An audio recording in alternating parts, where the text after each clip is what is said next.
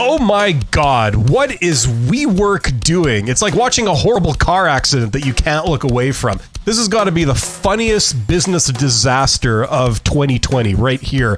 I mean, okay, this was a company that was valued at $47 billion, and now they're down to 6% of that value.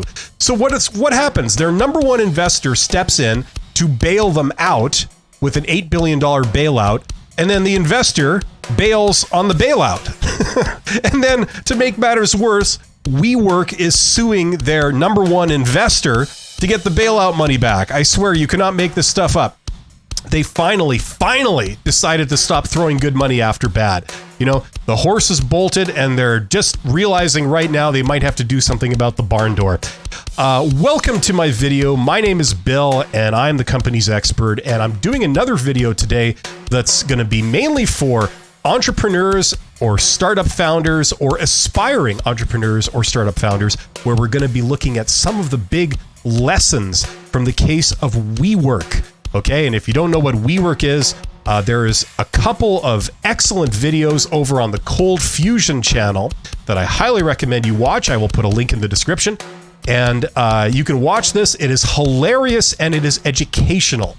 Watching people make such a fundamental mistake on such a large scale, and all the people are all in a big tizzy and panic about it, like, you know, they couldn't see this happening. It's just hilarious. Okay, so we're going to be covering three aspects of this today that I feel illustrate fundamental concepts that a lot of startup founders and entrepreneurs should know, and that I've seen in my experience working with many startups and many entrepreneurs. A lot of people on a very small scale, when they start companies, they make these same mistakes.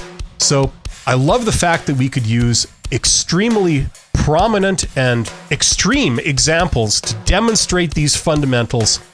So here we go. So first aspect of this that I think is really insightful is that, okay, if you know a bit about what WeWork did, WeWork was kind of famous for just throwing money around. I mean, there were so many examples of how they spent money so irresponsibly. Like, okay, to name a couple that were in the Cold Fusion video. First of all, they were paying right now in 2020, they're paying their workers $100 a day to come to work. You know, and remember, this is 2020 and there's certain health things going on right now. I mean, you could do a whole exploration of what this signals in terms of, you know, safety hazards and, you know, how much they care about their employees. But just paying people money to come to work instead of working at home just for the perception value. They gave alcohol to all their employees for free at company events. And I'm not talking about a little bit of alcohol. I'm not talking about like having an open bar. This was beyond belief, the amount of expensive alcohol and the money they spent just having meetings with employees and team building exercises in this. It was absolutely hilarious. Just throwing money around all over the place. And then while the company hasn't made any money, the CEO goes out and buys himself a corporate jet. Awesome. Well done. I mean, if that isn't a principal agent problem, I don't know what is. This is just hilarious, okay? Throwing money around. And, you know, when I hear the story and when I keep seeing things in the news about WeWork and some of the tales of the extravagance, you know, it strikes a chord with me because I see this on a daily basis with entrepreneurs. And I think there's a really big lesson here. And coincidence. Is it coincidence that the company, WeWork, that hasn't made a dollar, but yet has blown through billions of investor money and loans? You know, is it any wonder that you see them doing this? What does this signal? Okay. For startups and potential startup founders, okay, there's a lesson here. There's a lesson if you're listening, okay? What is the lesson? The lesson is don't throw money around. It signals a lot of things for investors. Most investors are not idiots, and most investors have seen a lot of business operations. They've seen business units. They've seen investment money go into business units following a plan, and they've seen the outcome, and they have experience watching that time and time again. And The reality of business is that you make a profit margin, okay? I know this is the fundamentals, but some people still have problems understanding this. Smart people have problems understanding this. You make a profit margin. Your profit margin is going to vary depending on the industry you're in, but it is a margin. It is a fraction of the money that comes in the door from sales, okay? And in some businesses, this is down to 1%. You know, you want to make 0.75% profit margin, go into the airline business, right? You can make easily up to about 30% profit margin in some, high-tech industries doing industrial type work. But most businesses, it's going to be less than 30%. It's going to be in the 10% area, 15%. That's not uncommon, okay? So of all the sales you make, that's the money you get to keep. Now, you have a decision to make as the entrepreneur. What are you going to do with that money? And I see entrepreneurs making this mistake all the time. Let's rent office space. Let's print off business cards. Let's do websites. Let's hire all kinds of staff that we don't technically need. And you just burn through cash. And what happens? Most people fail. They burn through all this cash and they end up in debt. And that not only does that damage their reputation, but, depending on how you've done it, it can be bad for you. You could be personally on the hook for some loans and things like this. I've seen this happen to startups time and again, more times than I'd care to remember. It's very amateur to be blowing money, throwing it around. And I've done videos at length where, I give sort of my thoughts on some of the startup industry and dealing with incubators and dealing with the financial services companies and banks that are offering loans and things to startups. Loans where they require a personal guarantee, which means that they don't believe in you, right? They're just trying to sell you a loan. It's like people handing out credit cards, right? It's just, in my humble opinion, a little bit irresponsible. But they're doing it none the same. The startups spend the money on kind of window dressing, on hiring staff, renting office space. Oh my God, office space. There's a money drain when, you haven't yet reached profitability. And they burn through their cash and then they're done. And the faster they burn through the cash, the less time they have before they are done. So it's a real lesson here. And I mean, you would think that people at a higher level would know this stuff, but they don't. They don't. Look at WeWork, is a classic example of that. Just borrow a bunch of money, convince people that you know what you're doing when you totally don't, and most people can see it, and then just blow the money buying planes and booze and vacations and showering gifts on everybody. It's the classic thing. I remember when I was starting out, well, put it this way. I remember 20 years ago, I had already started out, but I was still learning, and I was very fortunate to have a mentor, an individual who owned a couple of businesses, and he would occasionally give me advice and explain his decisions. And I remember he was leading a business operation. It employed about 50 people. It was doing really well. They were making millions of dollars in profit every year, not revenue, but profit. They were doing pretty well. And if you looked at our buildings, they were not pretty to look at. They were like what do you call it? Ramshackle collection of old buildings. They were kind of falling apart. They had leaky roofs.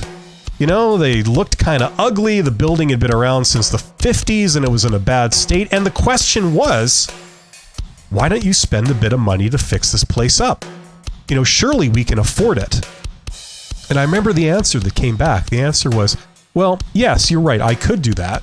We could do this. We could put new carpeting. We could get all the fancy, office furnishings, tables, chairs. We have like a high-tech conference room. This kind of thing. Everybody has fancy workstations, cell phones, etc., etc., etc., etc.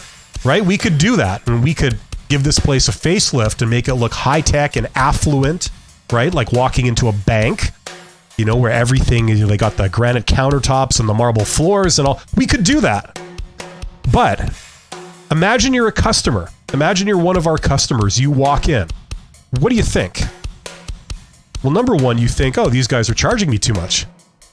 Look at all the extra money they have to throw around. And that stuck in my head. And that was a real big lesson. And the other fact is, if you're an entrepreneur, you're just sort of starting out, and I wish you all the luck in the world. It's a great endeavor, but you really gotta be careful. You gotta limit your risk here, because you do have potential to do a lot of damage to yourself financially and in terms of your career. But if you succeed, it's totally worth it. But one of the things here is that when you're starting off, what you learn by running a business unit that is reliant on sales and not reliant on investment and like raising capital through debt equity and debt financing and equity financing. If you're at the point where you're making sales and you're trying to stay profitable, relying on sales, you learn very quickly. You got to be frugal. Okay, if something doesn't need that much money thrown at it, you don't throw money at it. You keep it, because that's your profit. You could either put that money right into your pocket, or you could buy granite countertops. You can't do both. So which is it going to be? These are fundamental lessons that a lot of investors, the more informed investors, which are most of them, at least the ones that have been doing it more than once, they know this stuff. So if you come up and you're throwing money around, that's not a good investment. That is a red flag right there. It is actually, generally speaking, very, very good to be frugal and to really think carefully on what you spend your money on. Okay, lesson number one for, I think, a lot of businesses, right there. I've been to pitch competitions. I've judged pitch competitions. I've heard about 1,000 pitches from, people in their 20s. And, some have been absolutely amazing, but a lot of them make that fundamental mistake. Oh yeah, we're going to spend money on this and this and this and this and this. And before I even hear any more, it's like, okay, deal breaker right there. Okay, because that's your profit. I mean, how do you expect to make a profit, make a return, and yet spend all that money on all these different things? It doesn't work out. So fundamental kind of thing there. And I think a lot of savvy entrepreneurs and investors, angel investors, that deal with, seed money, and they deal with even pre-seed money. They deal with like just, funding small businesses, things like this. They know this. So lesson number one, don't throw money around. Be frugal. Okay. That is the way to success. It's also the way to lowering your risk and limiting your risk. Okay, point number two from WeWork, everybody's favorite company.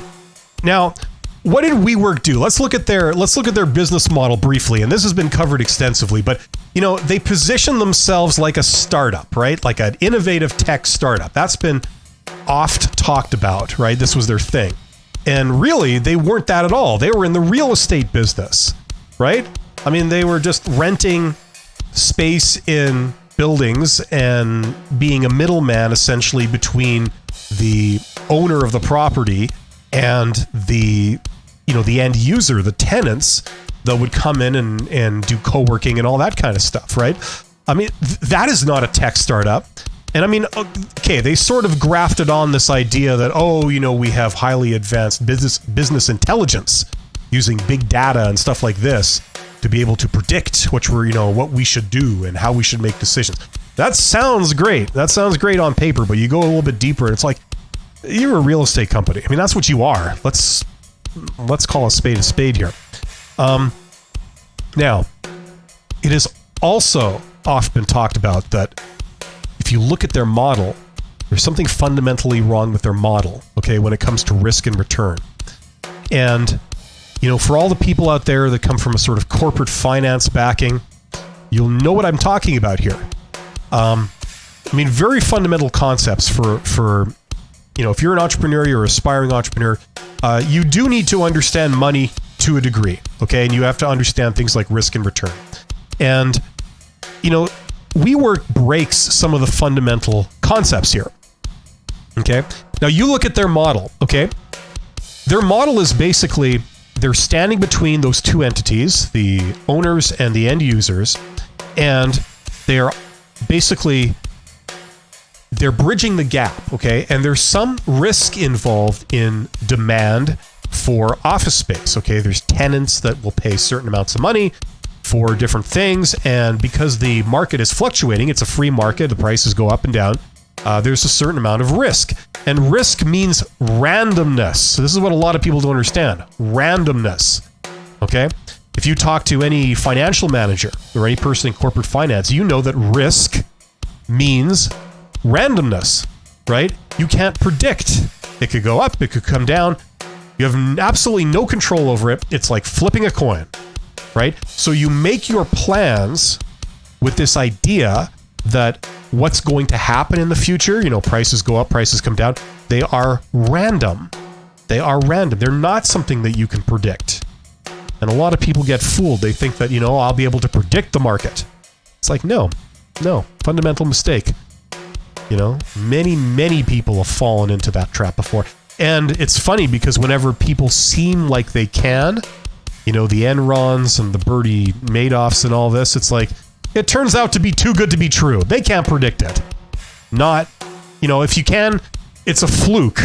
You can't sustain being able to predict what the market's going to do. It's just impossible. Because if anyone could, they would own all the money in the world, right? So you look at WeWork's business model, okay? Fundamentally, it's got some issues. And what they were doing is they were taking on huge risk. Okay, they seem to not be aware of this. They were taking on huge risk, assuming that the market is always going to rise, that real estate prices will always rise. Where have we seen that before? 2008, right? That's when that was shown to be complete folly, right? Everyone just assumed that real estate prices would always go up and would never come down.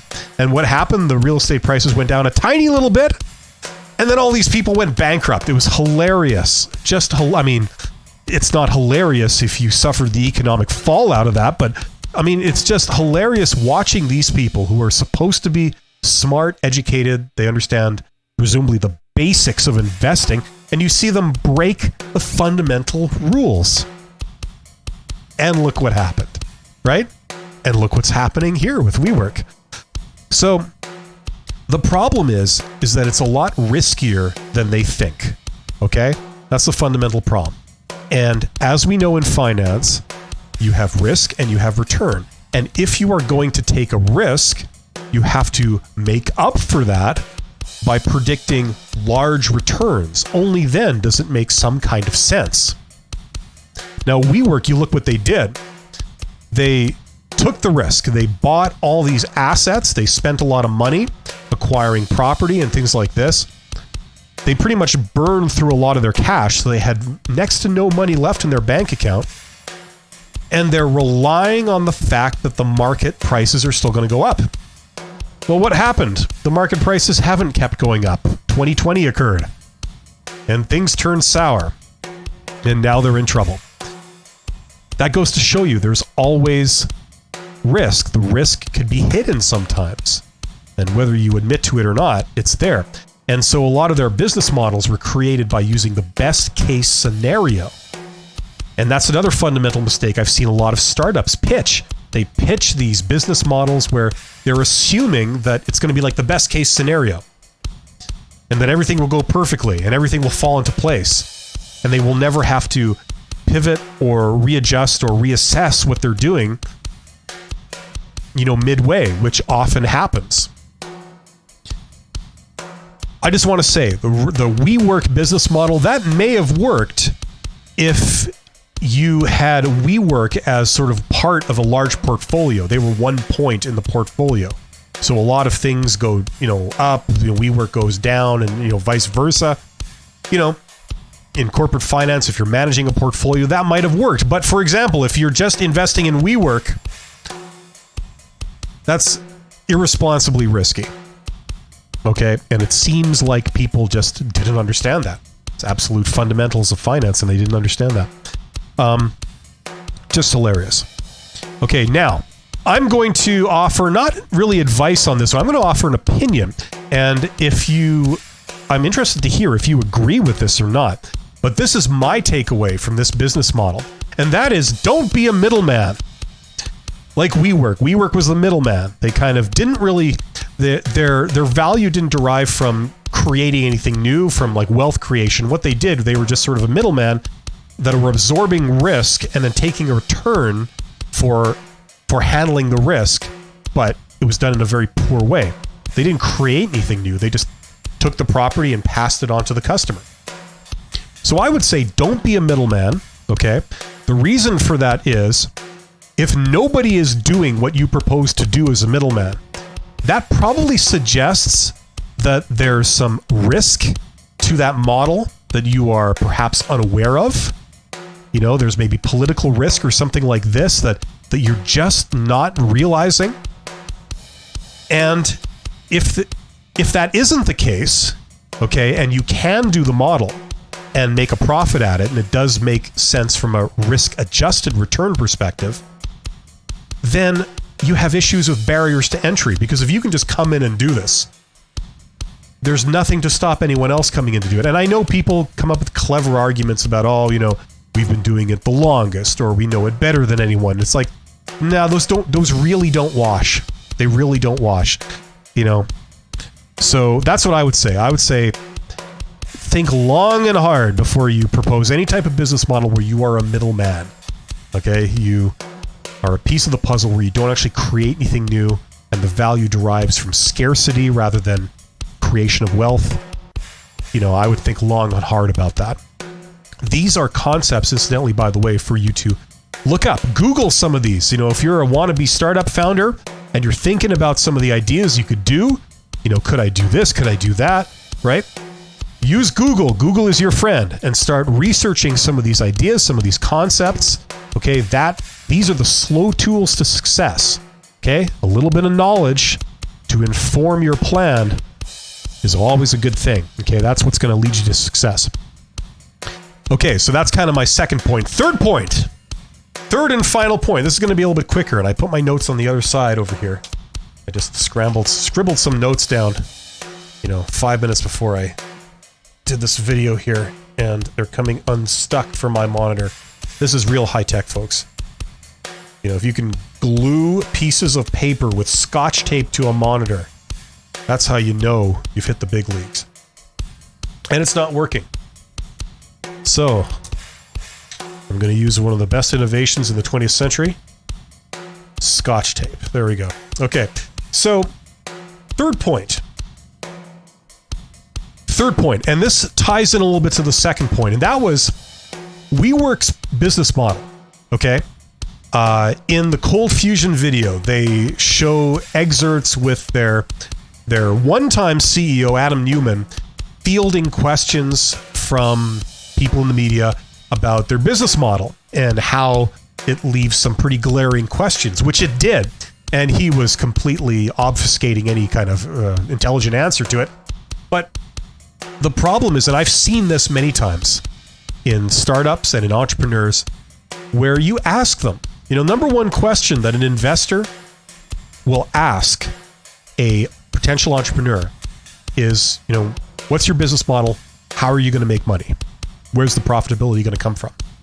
And in my opinion, based on a lot of experience and a lot of learning on this, you need to have a very simple, straightforward answer to that question. It can't be long, convoluted, abstract, and, you know, really opening up a can of worms to questions. It has to be really concise and watertight. You know, you need that. Now, what did WeWork do? What was their business model? People were asking them, like, look, they were saying, this business model of yours, isn't it risky? Because as I understand it, you're doing this. Okay, here's the situation. You're sort of acquiring these assets, these properties. And as I understand it, these are your customers. You're going to be selling them to the customers, and this is the way you're going to be doing it. That's what you've announced. Now, I got questions about that. Doesn't that seem incredibly risky? Because if you think of this scenario, which could happen, and it has happened in recent years, then that would mean that the whole thing collapses like a house of cards and doesn't make any money.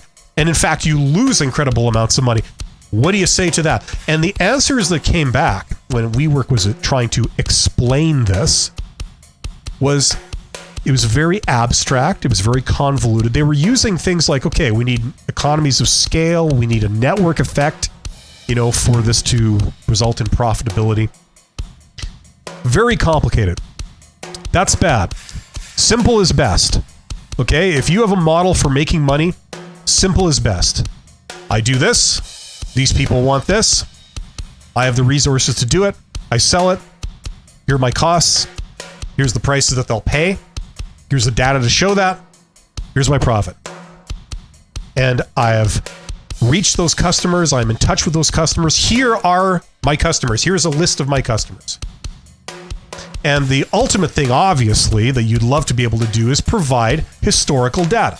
So if you've done a little bit so far, if you've pre-sold your product or service, if you have a history or a track record of success, if you have a history of interacting with that market, and here's the results, all of that goes a long way to really make a watertight argument. And what you don't get is a very abstract, lofty, dogmatic story about how at some point in the far, far future you're going to make money. Okay? So if somebody asks, like the number one questions that investors will ask, how do you make money? And you can't provide a simple, straightforward, concise answer, that's a red flag. And it's a red flag for a good reason, because if you can't do this, you may have to rethink your model. Okay, now you don't have to take that from me. If you pitch this to a lot of investors, you will see that that's going to be a real liability for you. Total red flag. Total red flag. You need results. You need results under a variety of circumstances. Now, it's no coincidence that businesses, when businesses get sold, right? People buy and sell businesses, even in your local city or your neighborhood. Businesses go up for sale. It might be very small businesses, like one-man businesses, one-employee businesses. And you get brokers, the people that almost like real estate agents. They buy and they buy and sell the houses. They deal with the customers. You get business brokers who buy and sell the businesses and deal with customers, right? And the business brokers and customers do one thing. It's called a sensitivity analysis. What they do is they say, okay, let's look at this business of yours. Okay. Here's, your customers. Here's your revenue. You got money coming in. Here's your costs, the money you have going out, right? Here's your profit. Okay. I think I understand, in a very general sense, your business model here. Okay. Now let's run some scenarios. Let's eliminate 30% of your customers. Let's just see what happens when we do that. If we were to eliminate 30% of your customers, what would happen?